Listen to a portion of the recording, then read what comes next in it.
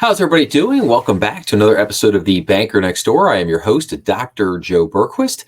Today, we're going to be doing another installment in the crypto series, and you're going to understand why in just a second. So, this is the ninth episode of the crypto series. If you have not seen any of the earlier episodes, please go check those out. I basically do kind of a whole history of crypto, starting with kind of Bitcoin, getting into cryptocurrencies, like kind of why they came about. I get into the whole 2022 kind of implosion of the crypto market, which culminated in the failure of FTX. Then I kind of go into why that led into the financial crisis at the beginning of 2023. And then I talk about a couple of other interesting related cryptocurrency stories. The failure of a bank in Kansas City last year where I'm sorry, not the Fed, but the CEO of that bank got caught in a whole cryptocurrency scam, which was called pig butchering. And then I did a whole episode on pig butchering.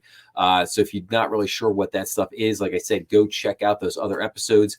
And that brings me to what we're going to talk about here today. And that is what's going on with Customers Bank. And you're going to see how this ties in here to cryptocurrency in just a second. So on Thursday, August 8th, the Fed issued some enforcement actions against Customers Bank after finding what they call deficiencies.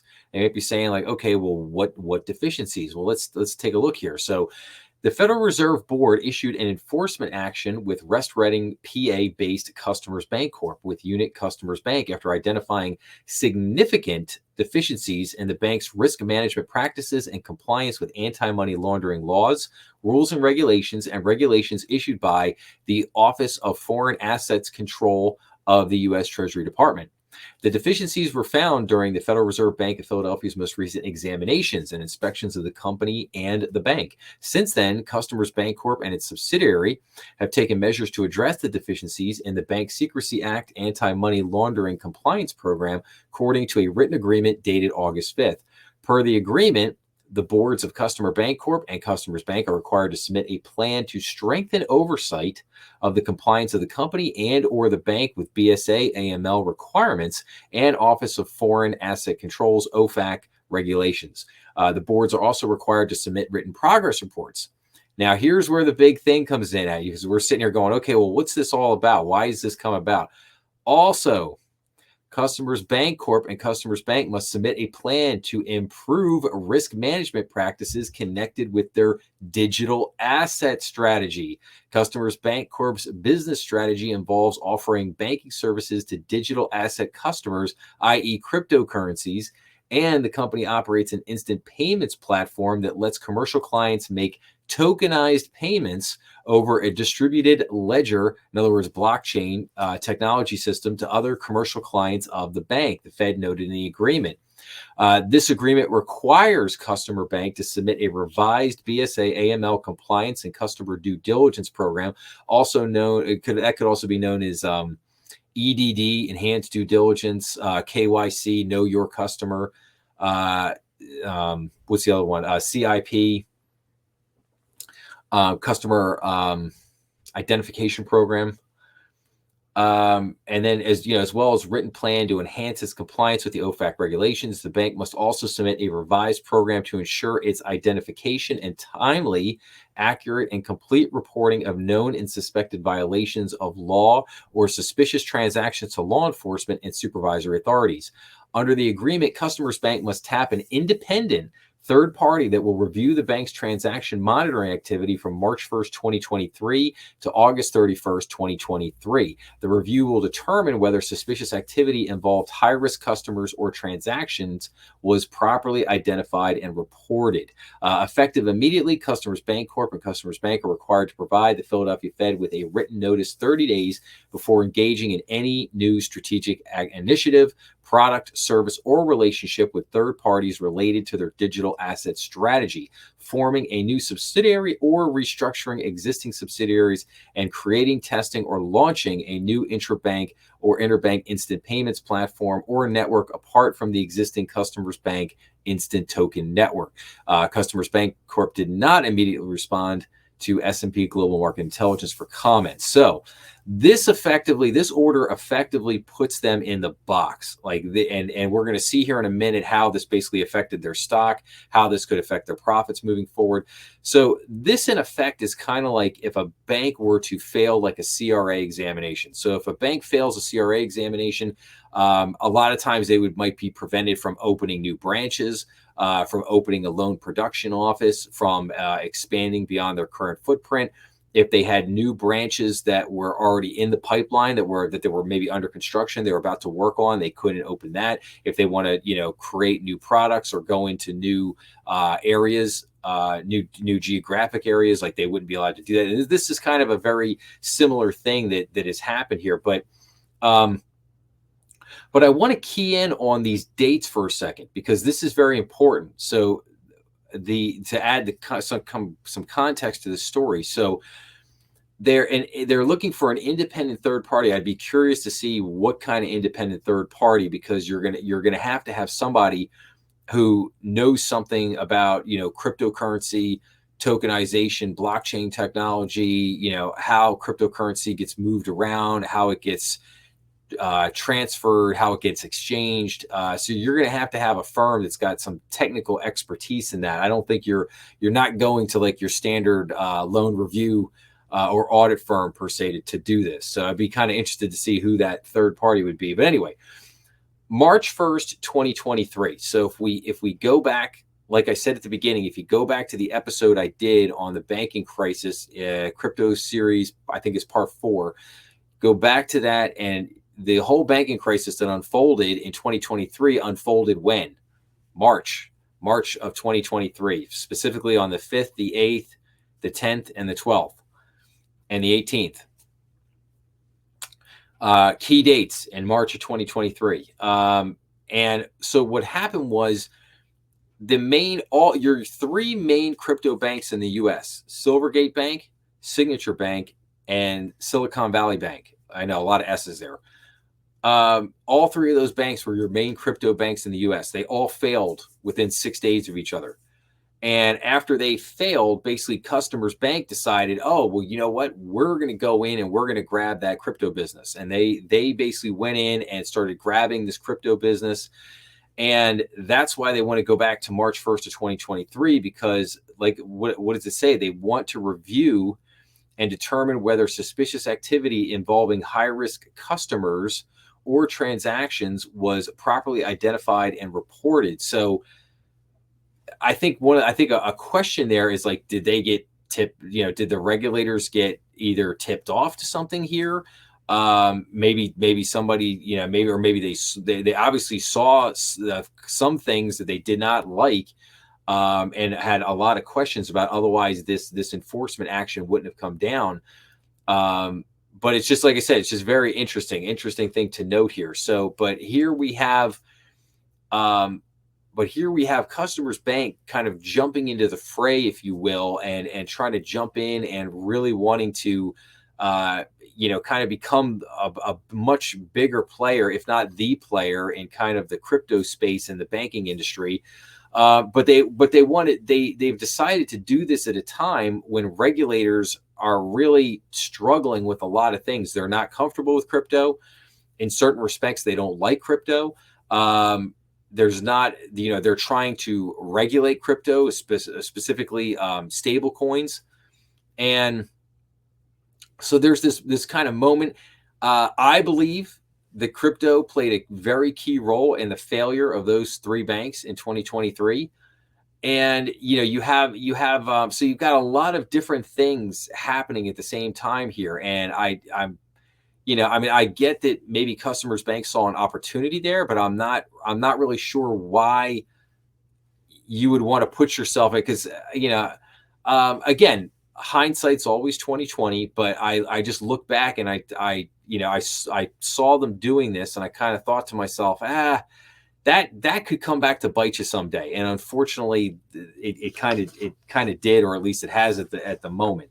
Now let's keep going here, because I just got 2 other things to show you real quick. So, and now here, same day, later in the day, we've got Customers Bank Corp shares drop after the Federal Reserve disclosed that it issued an enforcement action with the company and its subsidiary. The issue comes after the identification of deficiencies in the bank's risk management practices and compliance with anti-money laundering laws, rules, and regulations issued by OFAC, uh, of the U.S. Treasury Department under a written agreement with the Federal Reserve Bank of Philadelphia. Customers Bank are required to take certain actions, including some related to the company's digital asset strategy to address the alleged deficiencies. We think Customers Bancorp shares will be in the penalty box as the company works through the order, an analyst wrote in a note.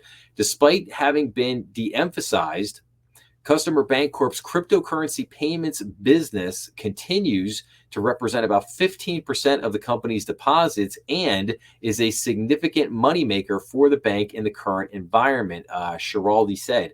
The company does not plan to exit or shrink the business, though the Fed agreement could affect the business's profitability, the analyst said. At the very least, this would make the business less profitable as Customers Bancorp works through expense demands and remediate issues, including what could be a costly look back and outside service requirement, which would certainly reduce guide and near-term earnings.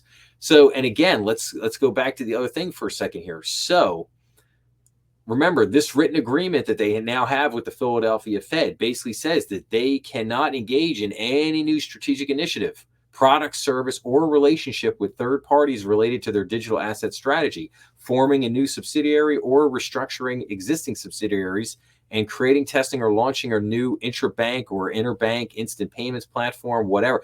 Basically, the Fed, Philadelphia Fed, cut them off at the knees and basically said, "You're done. Like you're not doing anything else as it relates to this business.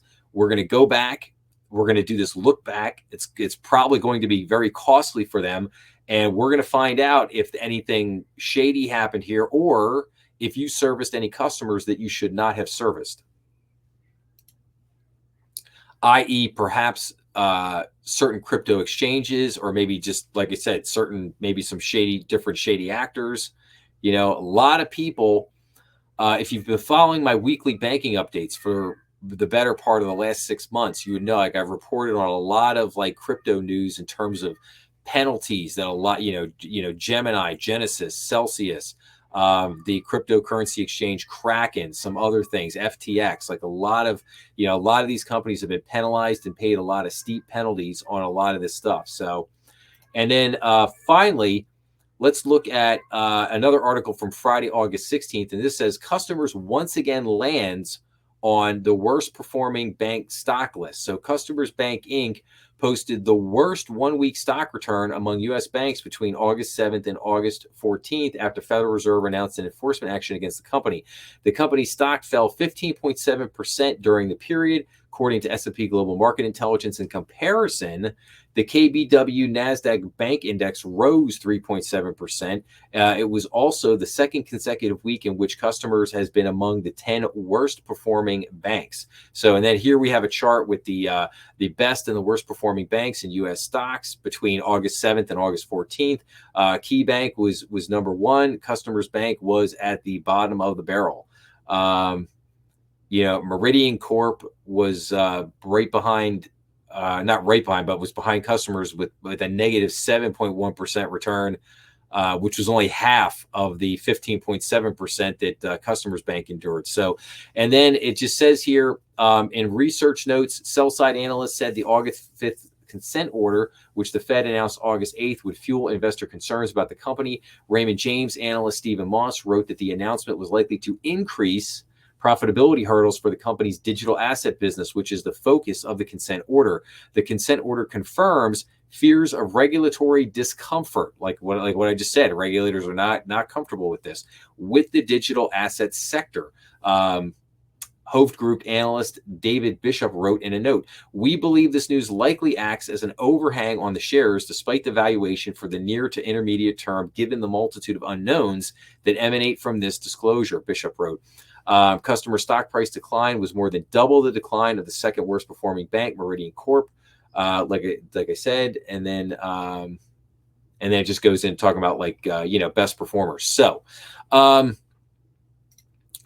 we will keep an eye on this. We'll see what happens with Customers Bank. Does the pain of this whole situation, if you will, like if this really begins to put a cramp on the company's profits, if this really causes a lot of problems in other areas of the bank, like in other words, if they can't open branches, if they can't expand, if they have to stop doing other kinds of loans for the time being, we'll have to see how this whole enforcement action plays out. But I think that the Philadelphia Federal Reserve is really going to give them a very hard time about being in this line of business. I think that they rightly so basically look at and say, you know what, banks, probably should not be in this line of business right now.